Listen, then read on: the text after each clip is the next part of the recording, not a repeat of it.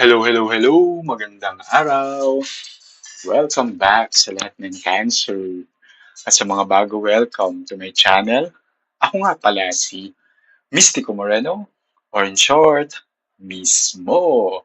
At dito sa aking channel, we will manifest love sa inyong Tagalog love reading ngayon na Mismo. So today, gagawin natin ay quick energy check-in. So, para sa Cancer Collective. So, using tarot, I will draw two cards each from the recent past, present, and near future. Okay, and then I will clarify using the second deck kung may need to clarify. And then sa dulo, bubunot ako ng oracle card, uh, which is the guidance from the universe. Okay, so sige, simulan na natin. At habang binabasa ko itong card, gusto kong magpasalamat sa lahat ng Cancer na sumusuporta sa aking channel. And sana sa mga bagong nakasubaybay ngayon, suportahan nyo rin po ang aking channel by liking this video, by sharing this video to your friends, family, and acquaintances na nangangailangan ng guidance from the universe. At comment na rin kayo sa baba para mag-engage. At syempre, subscribe na po sa aking channel para mag-grow siya, mag-grow at tuloy-tuloy yung pag-lead ko sa inyo. Okay? At para mag-improve na rin tong setup ko. Ayan. But this will do for now. Okay? Sige. Malapit ng March. So, tingnan natin ano ang energy na masasagap ko at anong ganap sa Cancer Collective ngayong papasok ang March. Sige. Recent past, the Fool, Page of Wands, present, the Magician, Queen of Wands, near future, Eight of Wands, and Queen of Cups. Okay. So for Cancer, the person in your mind may be an Aries or Aquarius or Gemini or Virgo. Okay, so itong person ninyo may have these signs but doesn't have to. Ito lang yung strong energy na nasasagap ko sa reading niya ito. So, pwedeng ibang sense pa rin naman. Okay, tingnan natin. So, there's a new beginning. There was, so recent past, sorry. So, there was a new beginning sa inyong dalawa. And in the recent past, okay, karoon nga ng fresh start, medyo flirty-flirty energy, ligawan portion, ganyan, medyo infatuation pa, hindi pa siya love talaga kasi nagsisimula pa lang niya. Actually, both the Fool and yung Page of Wands, yung energy niya is fresh start. So, there was a new beginning, so pwedeng nagkakilala kayo recently, and then you both decided to go out on a date and try to get to know more ang bawat isa. So, parang nasa getting to know stage kayo in the recent past. Okay? So, fresh na fresh itong connection nito. Okay? And in the present moment, okay, so you're manifesting something sa relationship na to. And That is, um, minimanifest mo na magkaroon kayo ng deep connection as shown here by the Queen of Wands, and the Magician is a manifestation card. Okay? And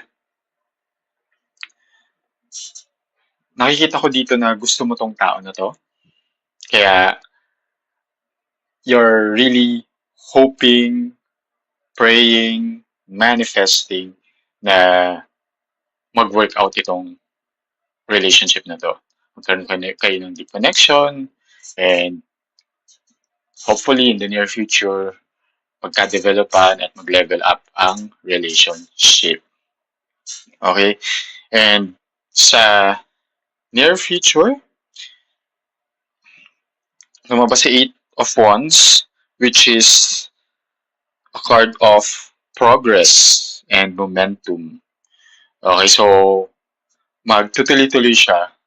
Kaya medyo maganda tong energy na to. Hindi pala medyo maganda tong energy na to kasi Eight of Wands, so lumabas pa from the sa present yung Queen of Wands tapos Queen of Cups, which is expressing na the emotions and feelings. So magkakaroon ng progress when it comes to your feelings at yung feelings niya towards you. So magkakadevelopan kayo in the near future. O di ba? Nakakakilig. Kasi ito lumabas si Eight of Wands, which is a card of momentum and progress, and Queen of Cups, which is a card of devotion and emotional maturity. So, magmamature yung mga feelings ninyo sa isa't isa from the beginning na recently, nagkakilala kayo, nag-get to know kayo, tapos sa present, mas nagkakakilala pa kayo, then you're manifesting na sana magkaroon kayo ng deeper connection, and in the near future, magkakadevelop pa. Pero, tingnan natin, syempre, hindi naman siya, di ba, like, super perfect na, ay, getting to know, nagka-developan agad, di ba? Pero tingnan natin yung detalye. Ano ba yung possible pang mga ganap sa inyo? So, nagkakilala kayo in the recent past. Okay? Pero, paano kayo nagkakilala kaya? Alamin natin. At habang binabalasa ko tong cards, yeah, this is a collective reading. Remind ko lang po na it may or may not resonate. Pwedeng hindi ko nasagap yung energy nyo kasi nga collective reading ito. So, huwag natin pilitan pag hindi nag-resonate. Ibig sabihin hindi para sa inyo itong reading. Okay? And abangan nyo na lang yung susunod ko pang love readings. Baka masagap ko yung energy nyo and mag-resonate na siya. Okay? So, para sa mga Cancer naman na nag-resonate, comment na below and share your story. Diba? Tingnan natin kung anong ganap. Sige, curious ako. Paano kayo nagkakilala in the past? And what led to a fresh start? Okay? Ooh, Strength card. Ooh, Ace of Pentacles. Talagang Ace of Pentacles is also a card of new beginnings, right? An investment to a relationship, diba? So, having potential when it comes to a relationship. Tapos lumabas pa itong si Strength card, which is very confident lang. Alam nyo na parang siguro it's ang nakukuha kong energy din is parang instant attraction. Parang there's, if you believe in love at first sight, parang may ganung energy. Or, nagkakilala kayo, tapos nag-usap kayo, tapos na feel nyo sa isa't isa na, nag-click kami. Uy, parang okay siya. Parang ganun, di ba? In your mind na parang, uy, okay to ah. And doon na doon ng interest to get to know more each other. Okay? Sige, sa present moment, sige, minamanifest mo nga na magkaroon kayo ng deeper connection. Pero tingnan natin ano pang kaganapan sa present between you and this person. So, Temperance and the Moon. Oh! So, Temperance kasi is a card of, alam mo yun, parang you're sort of waiting patiently and di ka rin naman nagmamadali. You're trying to find balance. Kasi sa moon, parang may gusto ko pa malaman about this person because moon is like a card of secrets. So, not not that I'm saying na maraming sekreto tong tao na to. Ibig sabihin, may mga gusto ko pang malaman na habang nasa getting to know stage kayo ay malalaman mo naman. Kasi sa near future nga magkaka-developan kayong dalawa, di ba? So, tingnan natin. Ayan o, oh, the Emperor. Wow. Okay, and Three of Wands. So, the Emperor is a card of, I mean, stability, right? And parang pag stable na nga yung relationship niyo, connection niyo, nagka-developan kayo. It's a stable connection. Hindi siya yung medyo chaotic, hindi ganoon. So it's a good sign na lumabas si the Emperor because it shows uh, balanced and harmonious relationship. Tapos lumabas pa to si Three of Wands, which is a card of taking action, romance, and adventure. So, yeah, one of you would make the move na and uh, would try to level up this connection. O, napakaganda. Yay! Palakpakan sa lahat ng Cancer. It's a good energy. Sige. So, tingnan natin. Ano ba ang energy na um, na masasagap natin for the collective and anong advice ni universe. So, this is the energy. Naman, anong advice? Napakaganda. Claim nyo na tong energy na to. Claim nyo na. Manifest.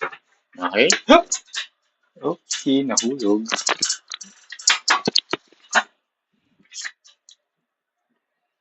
One last shuffle. Okay.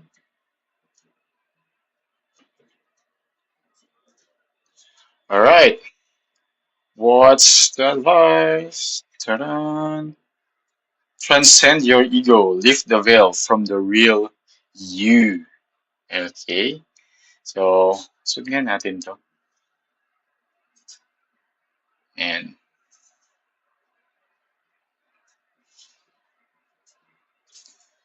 okay. So, yung advice from the universe para sa iyo is to transcend your ego, lift the veil from the real you. Which is, may mantra siya na, I am transcending my ego to realign my words, thoughts, and actions with the feeling of love and compassion for the world around me. So, sinasabi lang dito na um, yung alisin mo yung yung blocks kasi ego is a blockage when it comes to relationship, di ba? So, I don't feel naman na egoistic kang tao, but what it's saying here is na alisin mo yung mga possible blocks na magiging hindrance pagdating sa relationship. So, just focus on love. Wag maging judgmental, wag maging seloso or selosa, wag maging masyadong dramatic or alam mo yun, pag-victim, na-hurt lagi, ang bilis ma-hurt. So, ayun. And everything will go well. Kasi napakaganda ng reading ninyo, promise. Go, go, go, Cancer! Alright, so hanggang dito na lang. Hanggang sa susunod na love reading and quick energy check-in. Dito lang sa aking channel. Ako si Mystico Moreno. Or in short, Miss Mo. Kita-kits! Ingat!